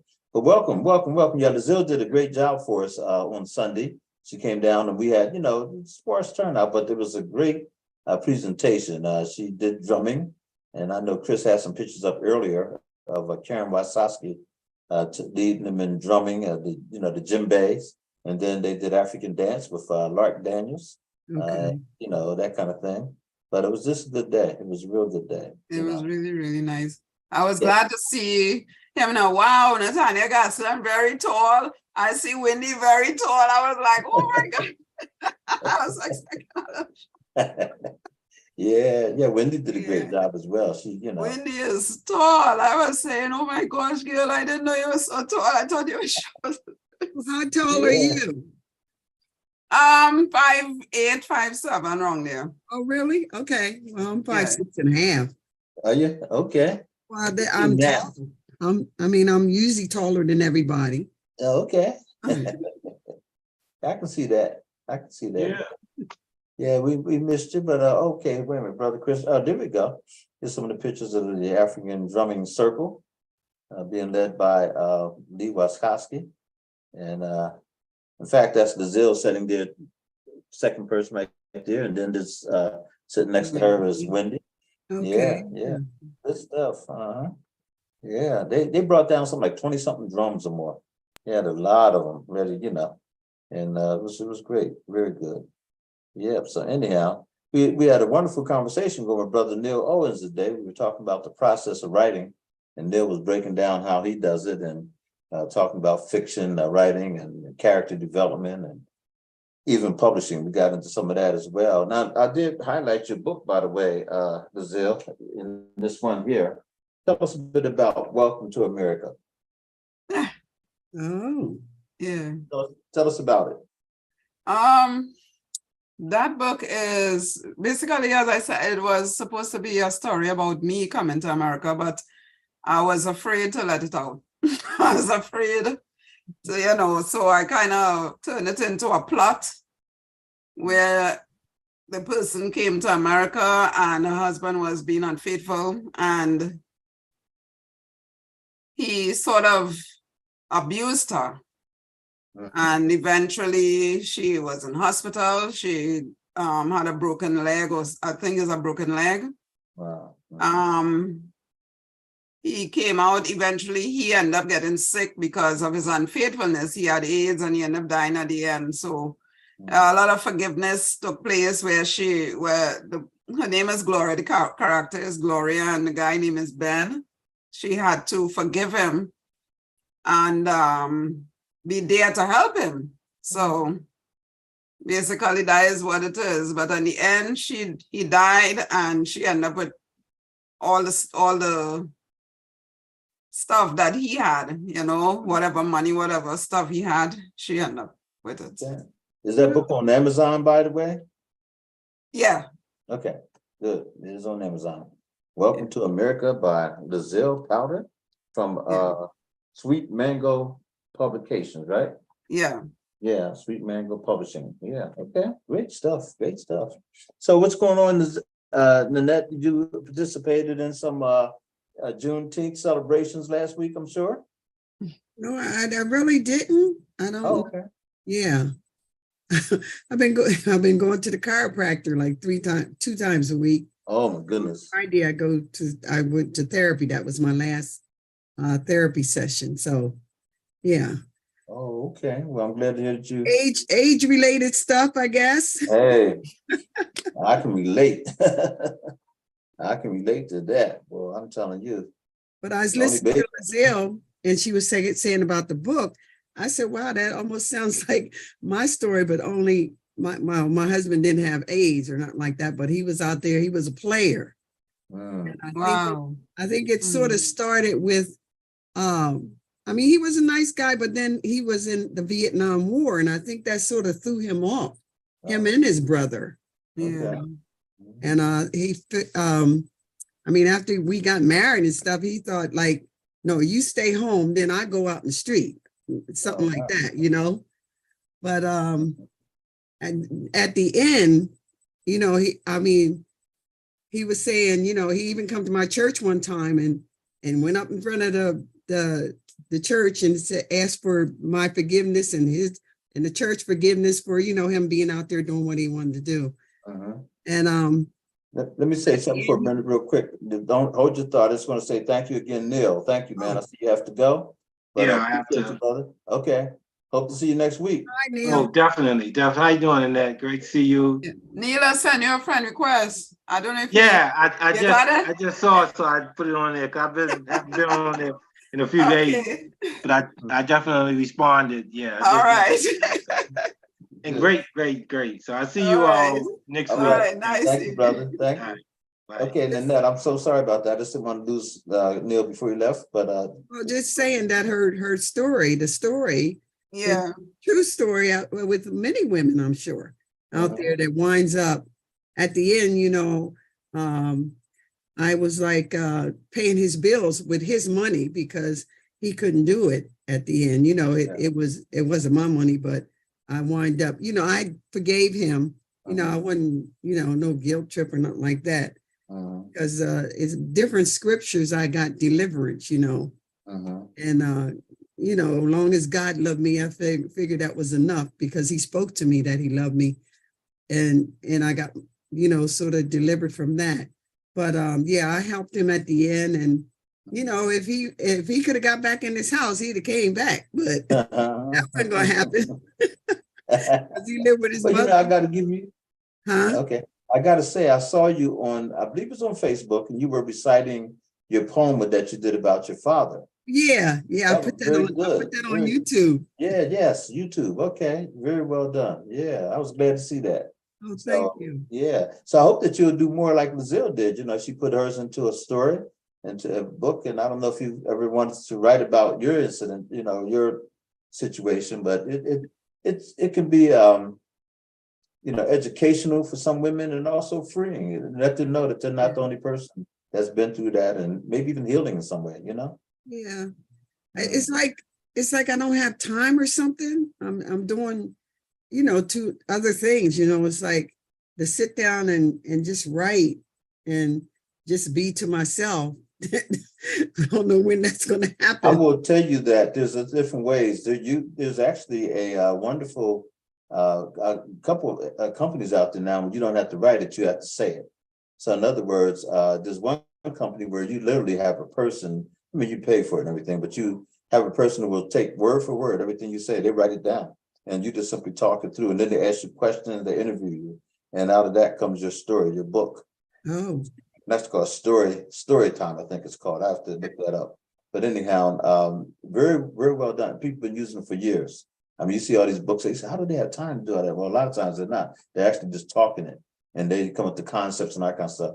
Now, it's all your words, it's just that you don't have to sit down and try to think of, they're actually doing all that there, and they're master writers, and they have different levels of, they'll say, hey, this person's a good writer, but they're kind of, fresh out of college. This person is a seasoned writer, and this person is a bestseller.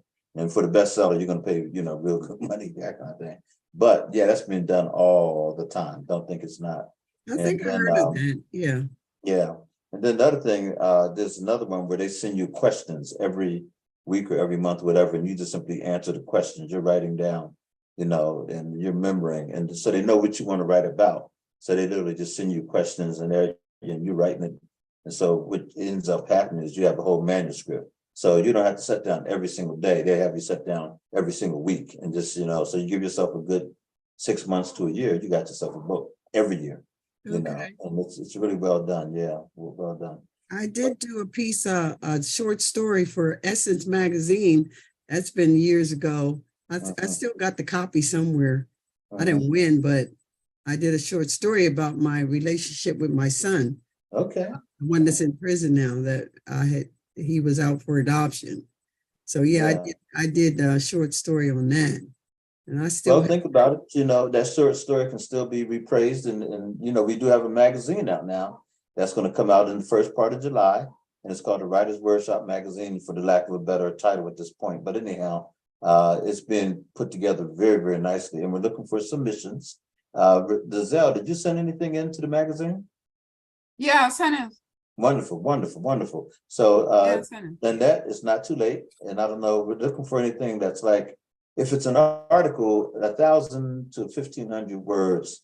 Right now, if it doesn't get into the first edition, get into the second edition, but no more than probably 1,500 words, which isn't a long piece, but you can tell a nice little story in 1,500 words. And so, so think about that, Well, I think I did try to get into that website or something. I'm just not, computer savvy or something. I couldn't do it. If you have something, like hand it to the person. Well, can use this if you attach it. All you do is do an attachment to the email. And then you just send it, okay? But just make sure it's what you want to send, you know. But yeah, do the attachment. It's very simple. So if you have it saved on your computer, and then all you do is you put in the Writers Wordshop Online at gmail.com. Writers Wordshop Online at gmail.com. And then you send it with the attachment, you know, and it'll come through and they have it. Yeah. Can Very you text simple. that to me? Yes, I sure will. I'll text it to you. Okay. Yeah, Writers I Workshop did Online try at to send, gmail.com. I did try to send the poem. What do I call him? I tried to send Oh, that. wonderful. Well, we want that then. See, there you go right there. You see it right there. Okay. And yeah, Writers Workshop Online at gmail.com. And So like the you said, deadline is over? no, it was a deadline, but you know what? We can still take some things. And again, if we look at it and say, well, we have too much material right now, it'll be out in August then. We're going to put out in July, then we'll just put it in the August edition, okay? Oh, It'll be out okay. every month. So just send it. We'll make sure it gets published. Yeah. And Azelle, thank you for sending stuff in. Yeah, you know, so appreciate that. Azelle, did you have something you want to read tonight? Yeah, I could read Okay, it. good. And also Dan Snowden, is he on tonight? Mm. No? Okay. I never see Dan. That's why I got to ask the question. Hey, you guys always see him. I don't see him, but I always hear his voice. Nanette, did you have something you wanted to read tonight?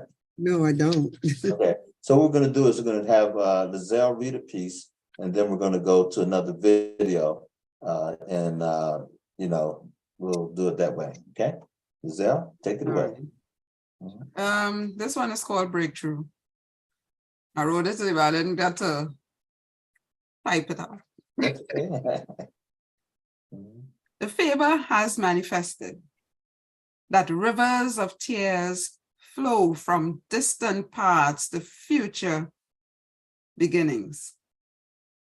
Bruised knees and clasped hands that never run short of being weary. A spoken word that kept repeating from A to Z as every letter was put to the test. Breakthrough, P-U-S-H, spells push, but it also says pray until something happens. While waiting, while seeking, not mentioning, but praying. Believing the word cause it's his, believing the word cause it's his word. That's not a lie as we strive to survive with faith that we don't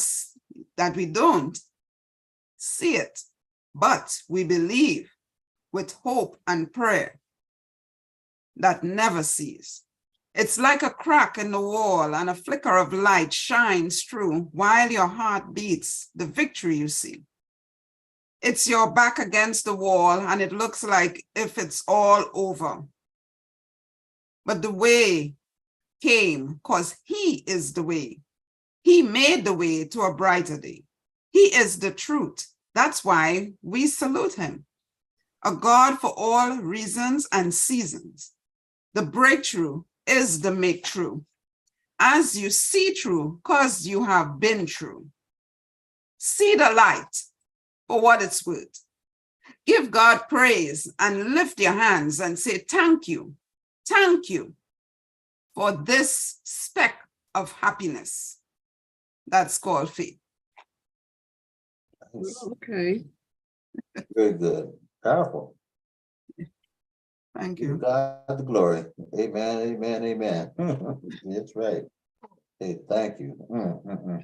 Yeah, we need to do more of that. That's for sure. Yeah. Yes. So, well, let's look at a video now too. Brother Chris has given us some great ones. We're looking at Juneteenth videos. The last one was real strong. And so here we go. Here's another one.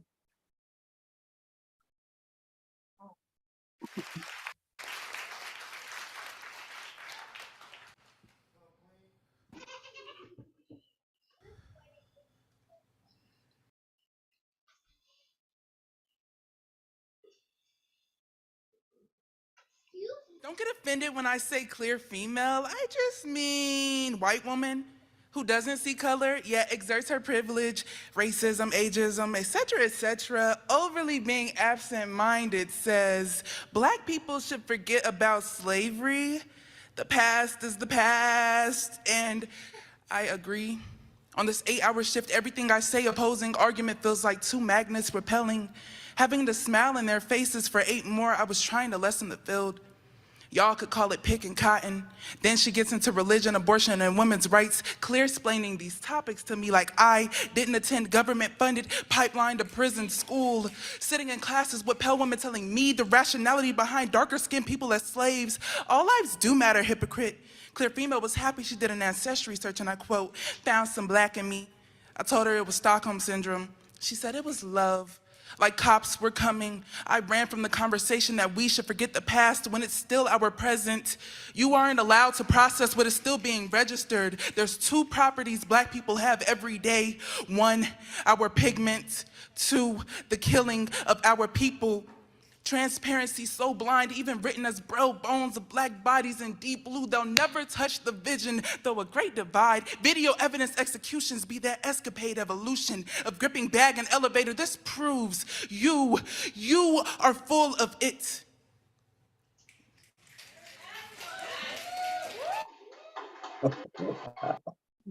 Was the she was smoking there? Okay. Yes. Did that just Did that just go off too soon, or was that the actual end, Chris? Do you know?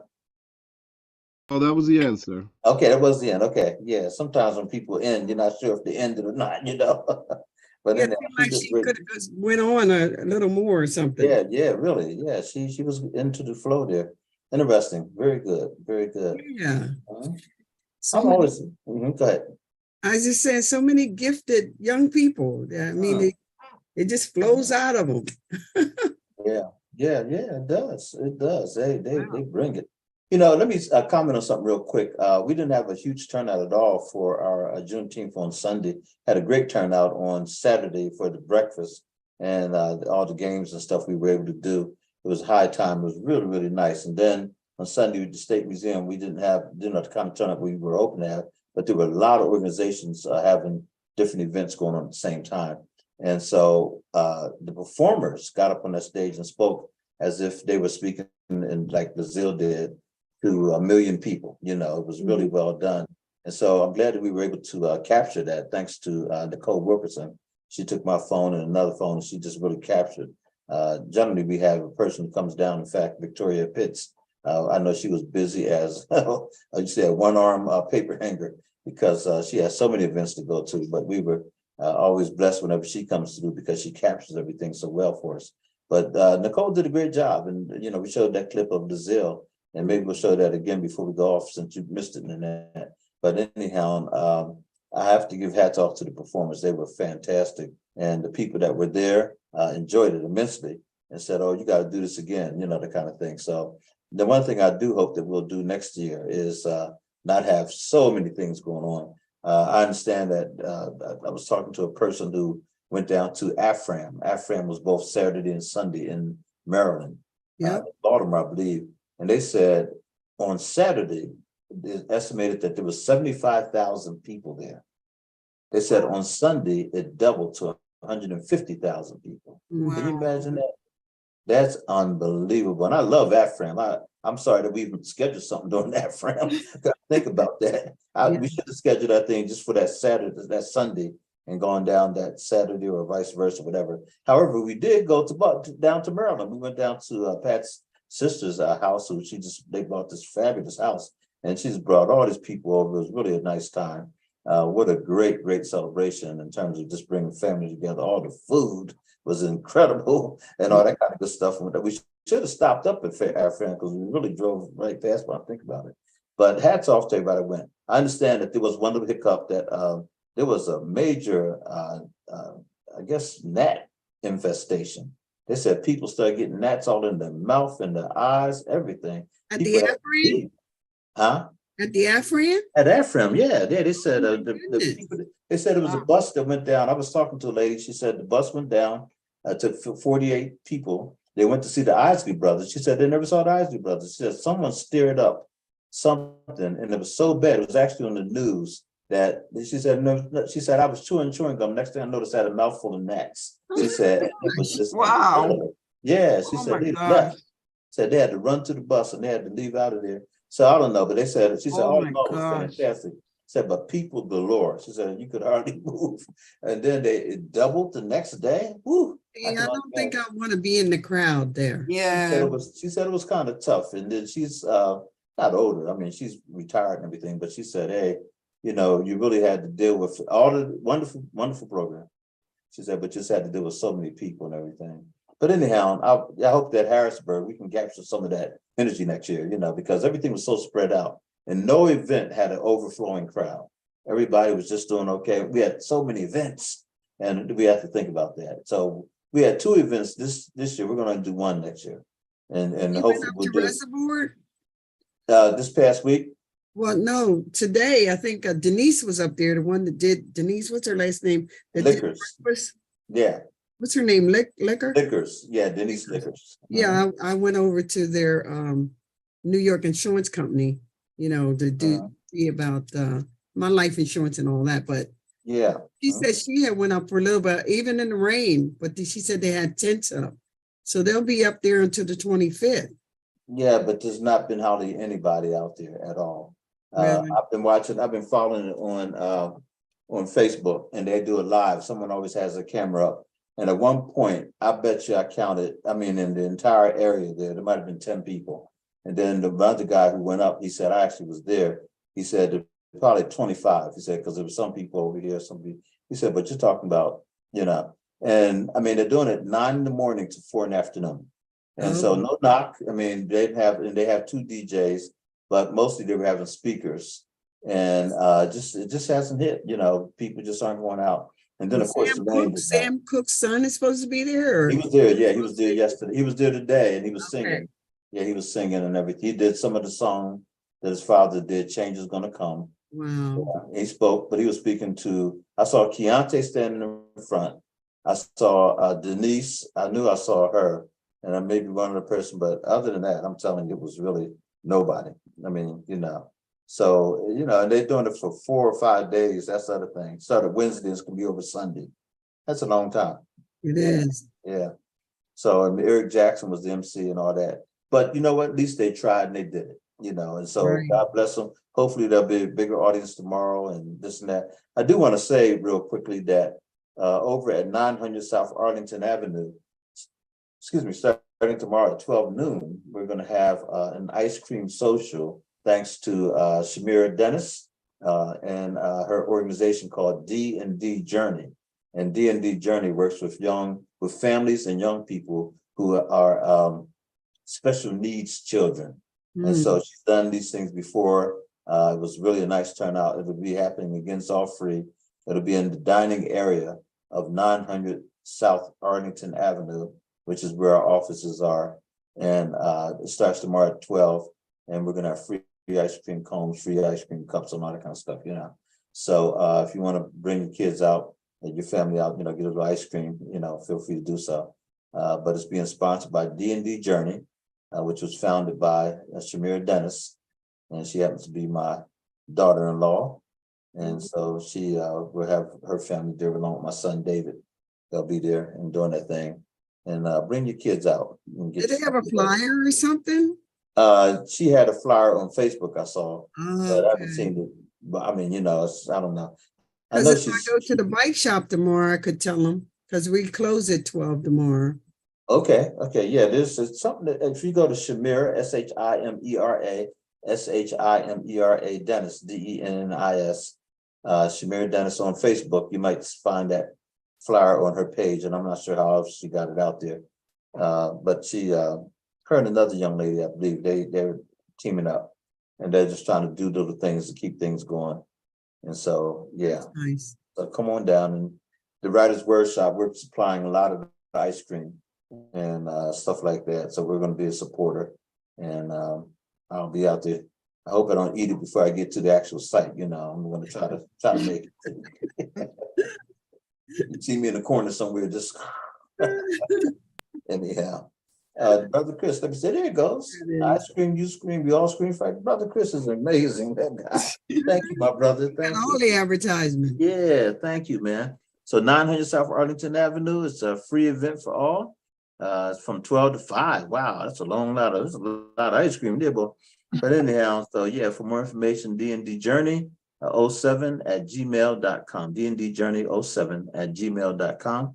But it does start tomorrow at 12. And again, she said it to 5. I'm sure they're gonna have music and all that kind of good stuff and some games probably. But anyhow, it is, and if you come to the building, you want to come around to the back, or no, park in the front, and then to your left, you come down the steps and just go right around, because it's in the dining area. And the easiest thing to do would be park in the front of the building, come down to your left and go around, and you'll see the dining area. Come on in there and have yourself some fun. Yeah, they were planning on doing it outside, but of course, with all the rain going on, I told her, I said, no, put that available inside right away. So that's what she did, I'm sure. So anyhow, okay. Well, this is it's been real good. Lazille, did they have any celebrations? I know you were here on Sunday, but Monday or Saturday, did they have celebrations up in Long Island for Juneteenth? Yeah, they had different events. I'll follow up on the news, but I know they had different events in different parts of Long Island for the Juneteenth. I saw it on the news. Okay. They had it all over Long Island. Okay. I saw also something where you said about your paintings. You've been invited to participate in 2 things, I believe. Is that right? Yeah. 3 of my artwork got selected for our exhibition, 1 in Connecticut and 1 here in New York. Hey, Connecticut, New York. Go ahead. That's fantastic. Good for you. Yes, indeed. Okay. Can you hold that one up that you did last night? You said you did one last night. Oh, this one, I ain't finished it as yet. Okay. Oh, wow. Yeah. That looks like a girl out of the clouds. Yeah, she's stretching her hand to the sun, so they connect. It's like connection, like friendship. Yeah. The cloud and the sun. So I just need to put more colors, darken it up a bit, and yeah. The idea came to my head, and I just got the canvas and I put it. So it's 2 girls. The sun, she got her hand. Yeah. The cloud. Yeah. Oh wow, that's interesting. She has some really good ones. Yeah, Pat and I both brought one each. And when you see them up close and personal, the colors really jump out at you. And real nice concept. So yeah, good stuff. It's just like God is I just getting the ideas to it's just like to do more nature stuff, do more water, earth, things like that. Growth, anything that deals with growth and nature and peace and happiness, to portray that on my canvas. Yeah, it's nice. Great, way to go, way to go. Yeah. So one of the things that we hope to have is I mentioned before, hopefully in October. That's what we're sort of targeting right now. And we're looking at one of the local colleges to do it. We're hoping that they can accommodate us. We're going to have an all-day conference and then end up with a banquet. And I love to have your paintings on display. I love to have, Nanette, you doing the storytelling that you always do. And, just everybody that's involved with the workshop and beyond to come out and participate. We want to have workshops. We want to have speakers, and we want to have presentations. And then we're going to honor some people who have, contributed to the writing community within this area and beyond. So, we're looking to make this really nice, really big, and do it every year. Every year. You have a date? At this point, we're looking at, no, we don't have a date yet because we have to check with the college. Okay. We were looking at the second Saturday in October is what we have in mind, but that's proposed. And so we got to see what works. We're open, we're wide open, quite frankly, but I do know one Saturday we're having our graduations for our chaplains program. So I got to make sure I don't step on that because that's always big for us. But we want to start, like I said, to do a whole day. So I want to start like maybe 9 or 10 o'clock in the morning, have a plenary session, then have breakout workshops and in the morning, and then workshops in the afternoon, and then end with a nice awards banquet in the evening. So, and the college that we have in mind could accommodate us for that. It'd be real nice. So we'll see what happens. I just made reservations for October 14th to the 19th down in Atlantic City for our national pageant. Nice. Okay. Tropicana, the rooms are $55 a night. What? That's fantastic. Yeah, that's real cheap. It's real cheap. Yes, it is. I jumped on it. So Mhm. for two people for that whole week is $347. Wow. And That's the rooms great. look fantastic. You can either get king size or you can get the queen size double beds. That's the Tropicana? Tropicana, yeah. Well, you know, the COVID hit so hard, Atlantic City and places like that, they're really trying to get people back in there. So I guess they decided to make it attractive and good stuff. That's great. Yeah, that's great. Shoot, we may have to take a conference down to Atlantic City. That prices. Yes. Yeah. I think I heard a girl saying in work that this lady performing there tomorrow, Diana Ross or so, Atlantic City. Yes. It's going to be in Harrisburg on the 27th. Really? That's what I was going to ask you. So she is going to be here on the 27th. Okay. And I'll be in Florida. Oh man. Okay. I might Wow. be down there with Diana. I might have to check that out. You said it's in Hershey? Hershey, yeah, Giant Center. Okay. Yeah. She's 79 years old now. She may turn 80 at that time. Who knows? I don't know when her birthday is, but I know she's 79 now. They said she's still going strong. Yeah. We saw Gladys Knight when she was 78 and about a year ago or so, and she really sounded good. She couldn't move as well, you know, but Yeah. her voice sounds strong. I though. understand. Yeah, me too. Yeah, but her brother, he came out there and danced all over that stage. I have to give him, Really? and he's up there in the 70s. Yeah, he did good. I said, go ahead, man. Bubba. Yeah, Okay. Bubba was good. I saw it was on the, I think it was Entertainment Tonight, these two Black girls that imitated Tina Turner, you know, the young girls and dance. Because I said, I got a Tina Turner outfit and I have a Tina Turner wig, but I don't know if I can play it off with the dancing and stuff. But maybe I could do what's love got to do with it, because There that's you go. slower. Mm-hmm. But I couldn't do that. I left my job in the city, you know, that dance that she does. Rolling with the down the river, whatever we call that thing. Rolling. Yeah. Yes. Smoking that thing. Oh my goodness. Yeah, that's a lot of energy there, boy. Right. Yeah. And But yeah, I'm glad you mentioned Diana Ross, because I knew she was supposed to be coming. I thought maybe she'd already come and gone, but I wouldn't mind going to that show. Yeah. Mhm. Yeah, I don't know how much it is. I didn't say that, but Yeah, I'm sure it's a grip. I know I saw her years ago at Valley Forge Music Fair. I And did too. Did you really? Come on now. It was in the 70s, I think, because me and my husband went, and In we the at Valley 70s. Forge, it was the Supremes. Well, you know, it was just her when I saw her, and she came out. It was like she did "I'm Coming Out." That's what song she came out on, Yeah. and that was from her solo album. And she came out of nowhere. I forget how she did it, and she had this long train behind her. Of But like course. she came up from the floor, she came out of somewhere, but she kept saying, "I'm coming out," you know, and that kind of stuff. And also you looked up and there she was. And she did reach out and touch, and she came through the whole audience. Just, you know, I'm thinking, bodyguard, be careful now. Yeah, because there's knuckleheads start drinking and stuff, and you know. But yeah, she was good. She was good back then. But anyhow, listen, ladies, it's been always great to have you on. You know, Lazille, I don't know if you had another piece you want to end up the night with. One last piece. If not, it's okay. Yeah, let me see. All right. This is called A Bottle of Water. Okay. Not sure the date, but this is what happened. A mother and a son, such a close bond.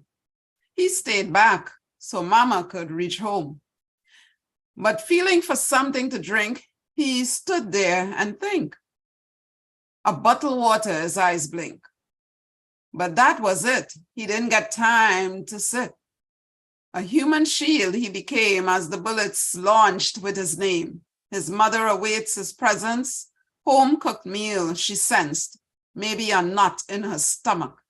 The hunger had to leave. Where's my son? He should be here by now. Not knowing what happened or what transpired, her son lay dead, expired. still in his school uniform as the bottle rolled on the ground. Didn't get a chance to quench his thirst as the blood oozes out. In soft words, Mama came from his mouth. He knows he's not going home to eat a home-cooked meal. His life taken at 19. Oh, wow, that's so many stories. There's so many Yeah, 19-year-olds and teenagers. 19 years old, yeah.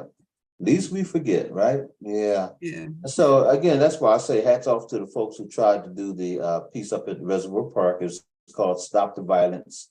And you know, the brother is called Blind Justice, Stop the Violence. The brother that actually was a spearhead behind this is blinded because of violence that happened to him.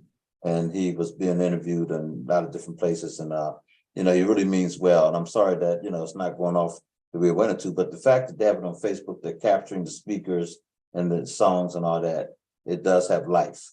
And so again, hats off to them. And I'm going to try to make it up there tomorrow to see if they're able to bring off anything, because it's supposed to rain again tomorrow.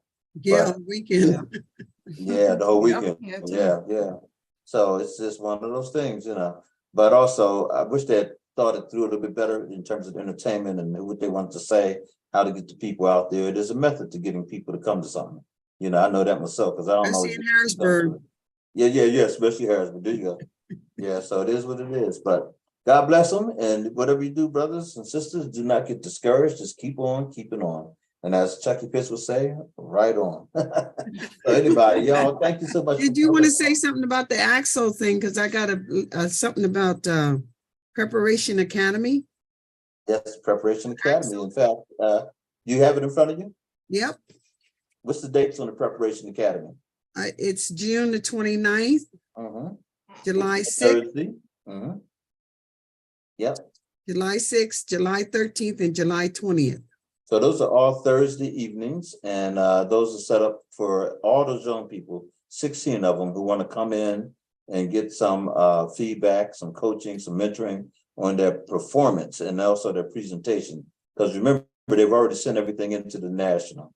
So what we had happen last year, I know one young person in particular, she got up and she changed her poem around and then she read it off her phone, and that was a killer right at the beginning. So we want to make sure that that kind of mistake doesn't happen again, that people are prepared to do the pieces they send in and also to perform it at top, level. Also, we had a young lady who was well prepared. She won the gold medal in medicine, Madison Stokes. And the reason why she did is because we had two people who mentored her, Dr. Belgrave and Dr. Miller. And up to the moment that she went into the competition, they were on the phone with her saying, now, and they had her reciting back her presentation and all that kind of stuff. So that's what we want to do. We want to give our kids the best opportunity they can, giving them feedback, giving them encouragement, and not asking them to change anything, just to enhance everything. And a lot of it is in the presentation. They actually, when they do a painting, for example, they walk around and they actually ask them questions and all that stuff. So we run out of time, so I don't want to keep on going, but thank you for mentioning that. Anybody wants to be a mentor? 6 to 7:30. Okay, 6 to 7:30. Anybody wants to be a mentor? Come on out to 900 South Arlington Avenue every Thursday night, starting the 29th. The only time, and then we're going to go up until right before, a week before the Nationals, and we're going to prepare young people. Thank you, Brother Chris, for the night. Thank you, everybody, for coming on. Thank you, and pray for our safe vacation next week. Okay, now you do the same. Enjoy. Yeah, Right, enjoy. Be safe. Yeah, Right. enjoy yourself, you, whatever Chris. you do. Okay. All right. Good night, Chris. Good night, you all. Y'all get ready to go to bed with me.